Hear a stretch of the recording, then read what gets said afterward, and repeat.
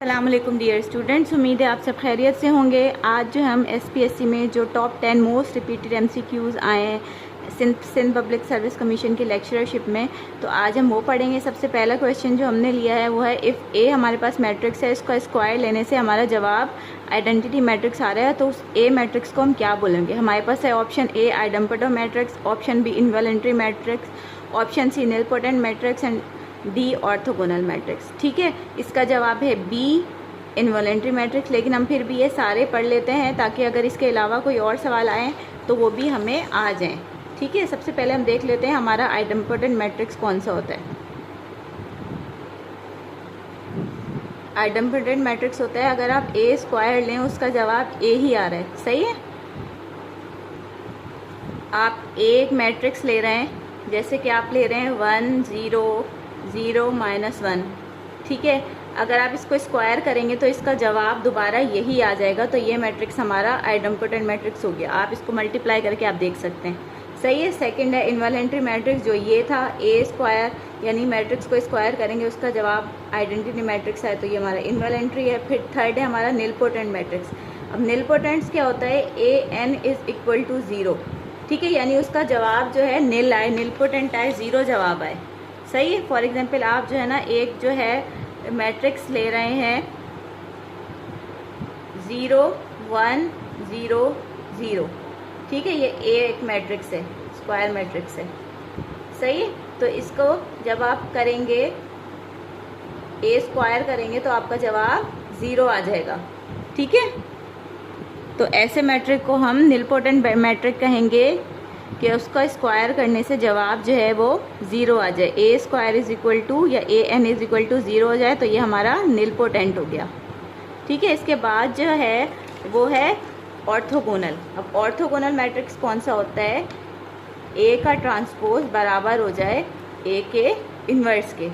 ठीक है, जब आप ए का ट्रांसपोज लें, कोई सा भी एक सेट है ओ, उसका आप ट्रांसपोज ले रहे हैं और आपका जवाब जो है वही से वो ए इन्वर्स आ रहा है, तो वो हमारा जो है ऑर्थोगोनल मैट्रिक्स हो गया। इसकी एग्जांपल ले लेते हैं हम, ए इज इक्वल टू 0 -1 1 एंड 0। ठीक है, जब आप इसका ट्रांसपोज लेंगे, इसका ट्रांसपोज और इसका इन्वर्स दोनों एक दूसरे के बराबर ही आएंगे, तो ऐसे मैट्रिक्स को हम बोलेंगे ऑर्थोगोनल मैट्रिक्स। आप ये प्रॉपर्टीज़ याद कर लें, A transpose is equal to A inverse, या इसको ऐसे भी लिख सकते हैं A transpose A is equal to identity, यानी इसको ऐसे लिखें या ऐसे लिखें। कभी ऐसा आता है एग्जाम में, कभी ऐसा आता है। सही है, तो हमारा आइडेम्पोटेंट भी हो गया, निलपोटेंट भी हो गया, ऑर्थोगोनल भी हो गया और इन्वॉलंटरी भी हो गया, जो यहाँ पूछा गया था। ठीक है, अब इसके सेकंड क्वेश्चन में कह रहा है the derivative of E power x. तो हमें पता है कि डेरिवेटिव क्या होता है ई पावर एक्स का, ई पावर एक्स ही होता है, यानी सेम होता है, तो इसका जवाब भी बी है। ठीक है, अब इसके पार्ट 3 पे आते हैं। उसमें कह रहा है इंटीग्रेशन ऑफ 1/x dx। तो इंटीग्रेशन 1/x dx क्या होती है, log x प्लस सी, तो इसका जवाब भी बी है। अब जो है इसके क्वेश्चन 4 पे आ जाते हैं, the determinant of singular matrix. Singular matrix का डिटर्मिनेंट क्या होगा। सिंगुलर मैट्रिक का डिटर्मिनेंट जो है, हम ऐसे मैट्रिक्स को सिंगुलर कहते हैं जिसका डिटर्मिनेंट 0 आए, तो इसका जवाब भी हमारा हो गया बी। अब हम क्वेश्चन नंबर 5 पे आ जाते हैं। क्वेश्चन नंबर 5 में कह रहा है which is not a vector space. ठीक है, अब आपको चेक करने के लिए सबसे पहले अपने जहन में जो है एक ट्रिक याद करनी है, सिर्फ एग्जाम के लिए। आप 4 चीज़ें चेक करें, फिर आपको पता चल जाएगा कि वो जो वेक्टर है वो इनमें से जो नंबर हैं वो कौन से वेक्टर स्पेस हैं और कौन से नहीं हैं। ठीक है, अब हम वो ट्रिक थोड़ी सी देख लेते हैं, एग्जाम ट्रिक। ठीक है, आपके पास कोई सा भी नंबर हो, आप उस पर 4 चीज़ें चेक करें। ठीक है, पहला जो है आप चेक करें कि वो क्लोज्ड हो अंडर एडिशन। सही है। सेकंड, उसमें आप स्केलर मल्टीप्लाई करें। ठीक है, स्केलर मल्टीप्लिकेशन में भी वो प्रूव करें।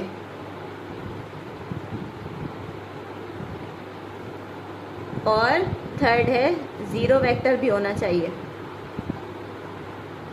और 4 है हमारा एडिटिव इनवर्स।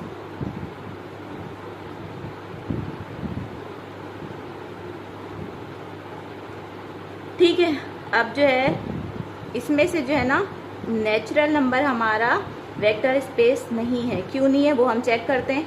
ठीक है, सबसे पहले जो है हमारी क्लोज्ड अंडर एडिशन हो, हम कोई से भी नंबर ले लें। पहली प्रॉपर्टी क्लोज्ड वाली, ठीक है, स्टेप 1 वाली ले लेते हैं। अब हमने एक नंबर 2 लिया, एक नंबर लिया 3, तो ये हमारा हो गया 5। हम देख सकते हैं ये भी हमारा नेचुरल है, ये भी नेचुरल है। दोनों नंबर को हमने जब ऐड किया तो हमारा जवाब 5 आया, ये भी नेचुरल है। तो ये प्रॉपर्टी तो हो गई सेटिस्फाई। ठीक है, अब हम आ जाते हैं इसकी सेकंड पे।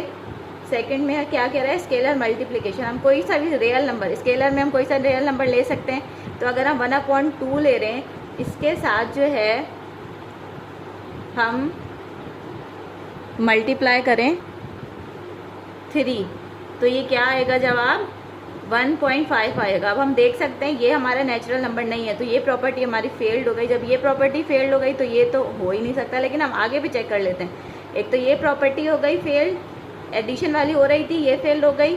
0 नेचुरल नंबर में नहीं होता तो ये भी फेल है। एडिटिव इनवर्स अगर हम 1 ले रहे हैं 3, तो इसका एडिटिव इनवर्स क्या होगा, -3।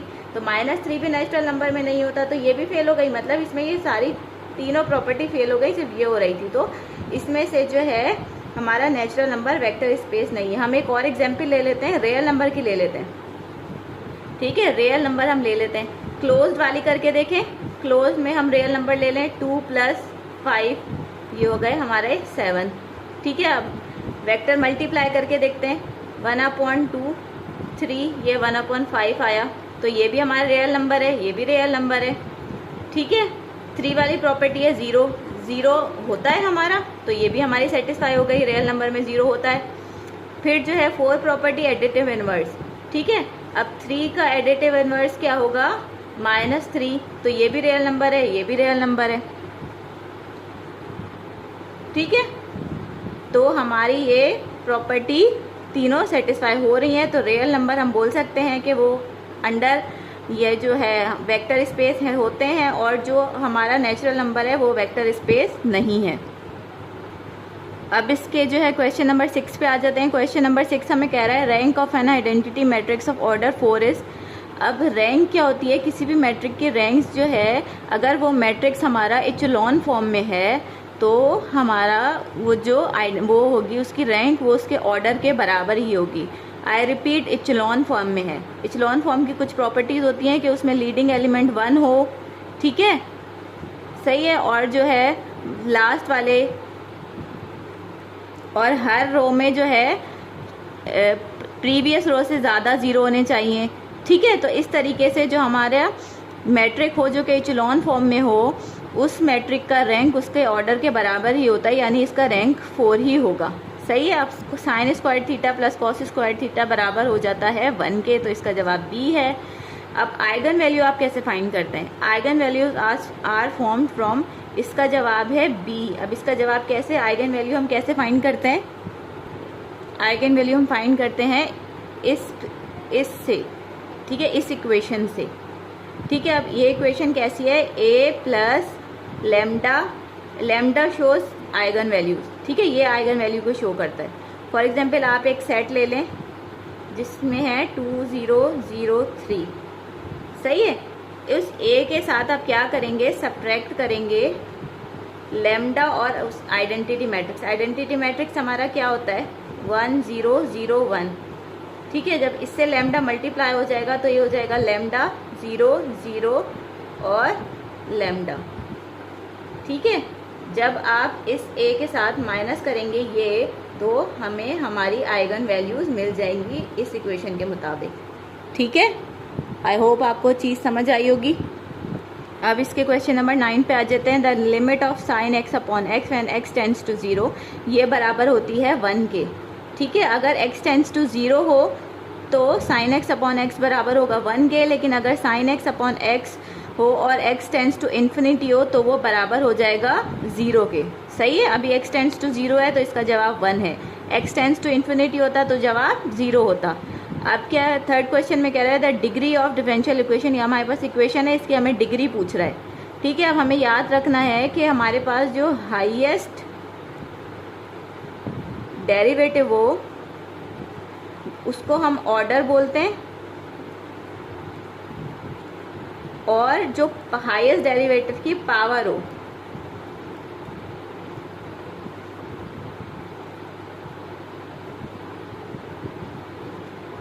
उसको हम बोलते हैं डिग्री। ठीक है, अब जो है हम देख सकते हैं हमारे पास यहाँ एक ही डेरिवेटिव था, इसकी जो पावर है वो 2 है। ठीक है, तो इसकी डिग्री क्या हो गई, 2 हो गई। सही है, तो ये थे हमारे टॉप 10 क्वेश्चन। इसका पार्ट 2 हम नेक्स्ट वीडियो में करेंगे। जब तक अपना ख्याल रखिएगा, अल्लाह हाफिज़।